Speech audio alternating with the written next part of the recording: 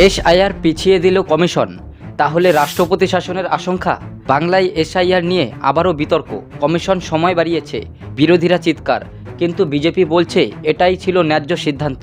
ECI খোলাখুলি জানিয়েছে voter তালিকা সংশোধনের কাজ সঠিকভাবে করতে গেলে আরও সময় লাগবে। বিজেপির দাবি, ভুল নাম, ফেক ভোটার আর ডুপ্লিকেট তালিকা এসব ঠিক করতে সময় বাড়ানো ছাড়া আর উপায় নেই।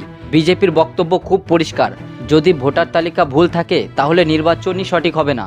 তাই সময়সীমা বাড়ানো মানে স্বচ্ছতা বাড়ানো। এটা কোনো রাজনৈতিক সুবিধার জন্য নয়, বরং ফেয়ার ইলেকশন নিশ্চিত করার জন্য। বিরোধীরা বলছেন এতে নাকি সংকট তৈরি হচ্ছে, কিন্তু বিজেপির পাল্টা জবাব, যারা বছরের পর বছর ভোটার তালিকা নিয়ে অনিয়ম করেছে তারাই এখন ভয় পাচ্ছে যে তদন্ত গভীরে যাবে। এর ফলে রাষ্ট্রপতি শাসনের আশঙ্কা। বিজেপি বলছে বাংলার প্রশাসন যদি আইন শৃঙ্খলা ঠিক রাখে এবং ভোটের কাজ স্বচ্ছভাবে করতে সাহায্য করে তাহলে রাষ্ট্রপতি শাসনের প্রশ্নই আসে না। অর্থাৎ সবটাই নির্ভর করছে রাজ্য সরকারের সহযোগিতার উপর।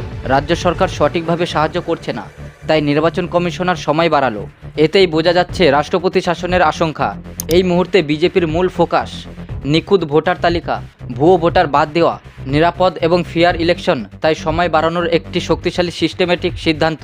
আপনার মতে স্বচ্ছতার জন্য সময় বাড়ানোটা কি সঠিক সিদ্ধান্ত? কমেন্ট করে জানান আপনার মতামত।